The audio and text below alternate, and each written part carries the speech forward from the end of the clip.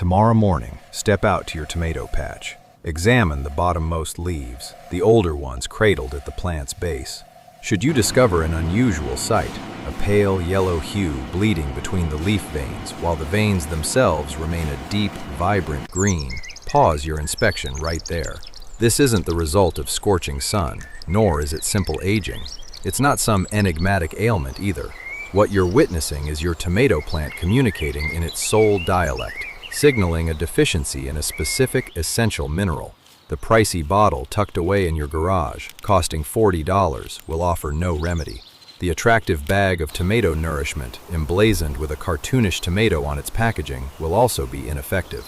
However, a humble white powder, residing on the lowest shelf of virtually every American pharmacy for a mere $2, possesses the ability to restore those leaves to a rich green within a week's time. Now, here's the part that should ignite your curiosity, or perhaps even your indignation. The reason you've never received this crucial information from any garden center associate boils down less to scientific principles and more to what can be legally protected and marketed with a brand name. Welcome to Rooted Grace. Make yourself comfortable. 1. The telltale yellowing you're likely already encountering has a name. Botanists refer to this pattern of yellowing between the veins as interveinal chlorosis. Once you recognize it for the first time, you'll begin to notice it everywhere. You'll spot it in your own garden beds, in your neighbor's rose bushes, and even on the citrus trees in the parking lot of your local grocery store. It's remarkably common. Here's a detail that often goes unnoticed. This condition almost invariably begins on the older foliage, the leaves closest to the ground. The veins themselves stubbornly retain their verdant color, while the tissue separating them turns a sickly, pale yellow. Occasionally, the leaf margins might develop a brownish tinge. The plant continues to grow upwards, seemingly unfazed, but the lower portion of its structure gradually thins out. Tomatoes yield smaller fruits, pepper plants produce fewer peppers, and rose bushes develop weaker stems and a diminished number of blossoms. By the time the upper leaves also begin to yellow, your entire growing season is likely jeopardized. Dr. Neil Matson at Cornell University articulates the situation with remarkable clarity. If the older leaves are exhibiting yellowing between the veins, while the veins themselves remain green, the plant is experiencing a shortage of magnesium. If, however, all the leaves are yellowing simultaneously, from top to bottom, the plant is lacking in sulfur. In either scenario, the missing nutrient is not among the celebrated trio frequently discussed. It's not nitrogen, not phosphorus, and not potassium, none of the three that fill the brightly colored bags adorning every garden center wall. The deficiency lies in two unassuming minerals, which almost no commercially produced fertilizer includes in any significant quantity. If you've been cultivating the same plot of land for 10, 20, or even 30 years, this fact holds more weight for you than for most. Consider the cumulative effect on your soil over those decades. Tomatoes harvested each August, peppers each September, compost added when time allows, and the same blue liquid fertilizer applied whenever it goes on sale. Year after year, magnesium and sulfur are depleted from the soil with every harvest you collect. Meanwhile, the bagged fertilizers consistently replenish only the same three macronutrients. At a certain point, the equation no longer balances. Your soil becomes abundant in nitrogen, phosphorus, and potassium, yet critically depleted of the two minerals that truly power the plant's internal mechanisms. Your plants don't perish, they simply cease to perform at their previous level, and you're left scratching your head, bewildered by what has become of the magnificent garden you enjoyed a decade ago. The unfortunate reality is that this vital information is withheld. Instead, you are sold a more expensive bottle of the incorrect solution. Allow me to reveal the missing piece of this puzzle. Our narrative begins with a drought that occurred 400 years ago, and its origin story is among the most peculiar gardening secrets you will ever encounter. 2. The cattle that shunned the water. Surrey, England, 1618. The summer of 1618 was exceptionally harsh in southern England. Surrey, the county located just southwest of London, had endured weeks without substantial rainfall. The pastures were parched and cracked, The streams reduced to mere trickles, and the cattle grew gaunt and agitated. A farmer named Henry Wicker was leading his herd across a common field near the small market town of Epsom when he observed something he couldn't comprehend. In the midst of the desiccated field, a small natural spring continued to flow. Yet his cattle, on the brink of perishing from thirst, consistently refused to drink from it. Intrigued, Wicker knelt and tasted the water himself.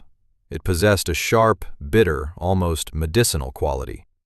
He understood why the cows were averse to it, but what truly arrested his attention was the grass. Across the rest of the field, the ground was dry and brittle. However, within a few feet of that unpalatable spring, in the midst of the most severe drought anyone could recall, the grass grew thick, a deep green, and stood tall. Wicker, acting as any sensible farmer of his era would, took the water to the local apothecary. The apothecary boiled the water down until tiny white crystals precipitated at the bottom of the pan. This substance was identified as a salt composed of two minerals, magnesium and sulfur. The town ultimately gave the salt its name, and Epsom salt entered the historical annals. Within a single generation, farmers throughout Surrey and Kent began dissolving these crystals in their well water and applying them to their wheat and barley fields before sowing. The reports that circulated throughout the countryside were remarkably consistent. Seeds germinated more rapidly, roots developed more robustly, foliage became darker, and crop yields increased significantly. This valuable knowledge was passed down through oral tradition across generations of English smallholders, eventually crossing the Atlantic with the colonists. By the late 1700s, it had found its way into American kitchen gardens, becoming a quiet staple of rural gardening for the ensuing 200 years. Yet the precise reason for its efficacy remained unexplained. The chemists of 1618 simply lacked the necessary technological capabilities. It would take another 3 centuries and the diligent work of a brilliant chemist in a Berlin laboratory on the eve of the First World War to finally unravel the mystery. And for this breakthrough, he was awarded the Nobel Prize. 3. The Nobel Prize that unlocked the green leaf. Here is a segment of this story that remarkably few gardeners have ever heard. In 1817, 2 French chemists, Joseph Pelletier and Joseph Caventou, successfully isolated the green pigment responsible for the coloration of every leaf. They christened it chlorophyll, derived from the Greek words meaning green and leaf. For nearly 90 years thereafter, the precise molecular composition of this pigment remained elusive. Then, in 1906, a meticulous chemical analysis revealed an unexpected discovery. Encased within every molecule of chlorophyll was a single atom of magnesium. Most chemists of that era dismissed this finding as an error, perhaps a contamination from the laboratory glassware. They believed magnesium had no place at the core of a green plant pigment. The samples must have been impure. The individual who definitively proved them all wrong was a German chemist named Richard Willstätte, working at the Kaiser Wilhelm Institute. Through years of arduous and meticulous effort, involving extensive extractions, purifications, and recrystallizations, Willstätte demonstrated that magnesium was not a contaminant at all. Instead, it served as the fundamental structural component of the chlorophyll molecule itself, held in position by 4 nitrogen atoms arranged in a specific geometric configuration, strikingly similar to the way iron is situated within human hemoglobin. In 1915, the Royal Swedish Academy of Sciences recognized his groundbreaking discovery with the Nobel Prize in Chemistry. Consider the profound implications of this for your garden. Without magnesium, chlorophyll cannot exist in its functional state. Without functional chlorophyll, photosynthesis cannot occur. Without photosynthesis, the plant cannot synthesize sugars. And without sugars, it is incapable of constructing cell walls, setting fruit, or producing flowers.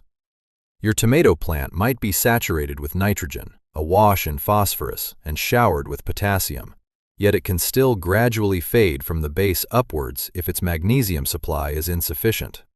The entire biological engine begins to falter. Sulfur, the second mineral present in Epsom salt, performs a distinct but equally vital role.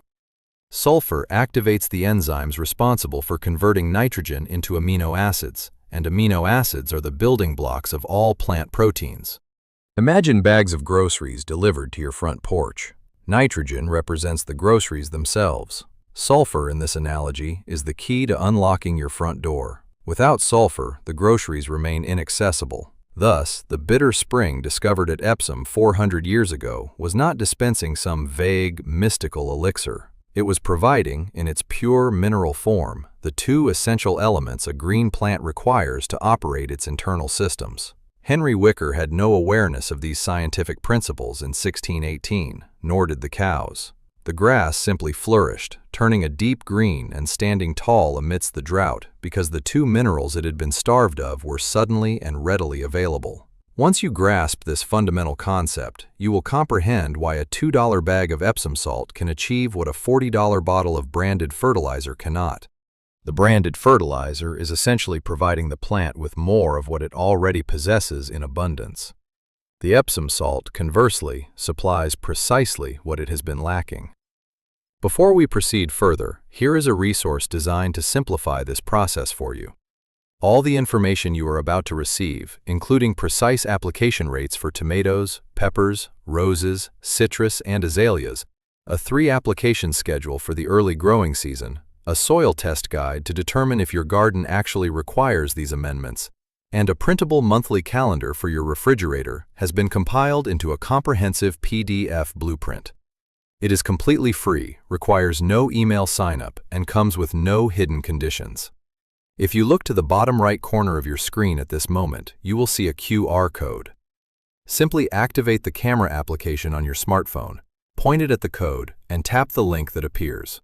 The PDF will download directly to your phone or tablet, ready for printing at your convenience. Print it out, take it with you when you tend to your garden, affix it to the inside of your garden shed door. This way, you won't need to memorize every detail presented in this video. Now, let us return to the garden as the subsequent section delves into practical application. 5. How to effectively utilize this step by step. This is the phase that most YouTube videos tend to rush through. Dedicate ample time to this segment, as the distinction between Epsom salt that revitalizes a garden and Epsom salt that yields no results hinges on a few subtle details that most individuals overlook. First, where should you purchase it? Bypass the garden center entirely. Enter any pharmacy or grocery store and seek out a plain 10-pound bag labeled magnesium sulfate USP grade. Carefully review the ingredient list. It should state only magnesium sulfate and absolutely nothing else. Avoid products containing lavender, eucalyptus, or any soothing fragrances. While these additives are pleasant for a foot soak, they can cause damage to plant tissues. A standard 10-pound bag typically costs around $8 and will suffice for most home gardens throughout an entire growing season. There are two primary methods for application, both of which are effective. They achieve their best results when used in conjunction. The first is a foliar spray, which provides rapid action. Dissolve 1 level teaspoon of Epsom salt in 1 gallon of room temperature water. Stir until the water becomes clear and no crystals are visible at the bottom. Transfer this solution to a clean spray bottle or a handheld pump sprayer. Now, timing is crucial here. Apply the spray in the early morning before the sun climbs high or in the cool of the evening after sunset. Never apply it during the midday sun, as wetting leaves under direct sunlight can cause scorching. Mist the tops and undersides of the leaves until they are lightly coated, not dripping wet. The magnesium is absorbed directly through the leaf surface within a few hours. On a tomato or pepper plant exhibiting that characteristic interveinal yellowing pattern, you should observe the leaves regaining their green color within 5 to 7 days. The second method is a root drench, which offers a slower, deeper absorption. Dissolve 1 tablespoon of Epsom salt, which is 3 times the amount used for the foliar spray, into 1 gallon of water. Pour this solution at the base of the plant, directly where the stem meets the soil. Apply this once a month for plants with high nutrient demands during their early growth stages. Increase the frequency to once every 2 weeks once the flowers begin to appear. The minerals gradually permeate the root zone and remain available to the plant for the subsequent 10 to 14 days. For tomatoes, and pay close attention to this, as this is the regimen that truly makes a difference. Apply the foliar spray 3 times during the early stages of the growing season. The initial application should be when you transplant the seedling into the garden bed. The second application should occur when the first flowers begin to open. The third application should be administered when the nascent tomatoes reach approximately the size of a marble. These 3 applications are generally sufficient to sustain most tomato plants through a full harvest, even in depleted soil. For roses, a time-honored method, passed down through generations of master gardeners, originates from Linda Cobb, a seasoned master gardener and television gardening host from Spartanburg, South Carolina. In the early spring, just as the rose canes begin to emerge from dormancy, incorporate about half a cup of dry Epsom salt into the soil surrounding the base of each established rose bush. The spring rains will gradually release the minerals into the root zone. Linda Cobb's roses, incidentally, are renowned for their exceptional beauty, drawing admiration from tourists who often stop their vehicles to take them in. For peppers, adhere to the protocol recommended by the National Gardening Association. Administer 1 tablespoon per gallon as a foliar spray at the onset of flowering, followed by a second application 10 days later. That is all that is required. More frequent spraying does not result in larger peppers. Scientific studies clearly indicate a performance ceiling, and exceeding it yields no additional benefits. For citrus trees in containers, and if you have a lemon tree on your porch, you understand precisely what this means. Magnesium leaches out through those drainage holes with every watering. A monthly root drench at a rate of 1 tablespoon per gallon effectively prevents the yellow leaf issue that frustrates so many home growers of citrus. One additional guideline that holds more significance than any other: using 2 teaspoons in a gallon of water does not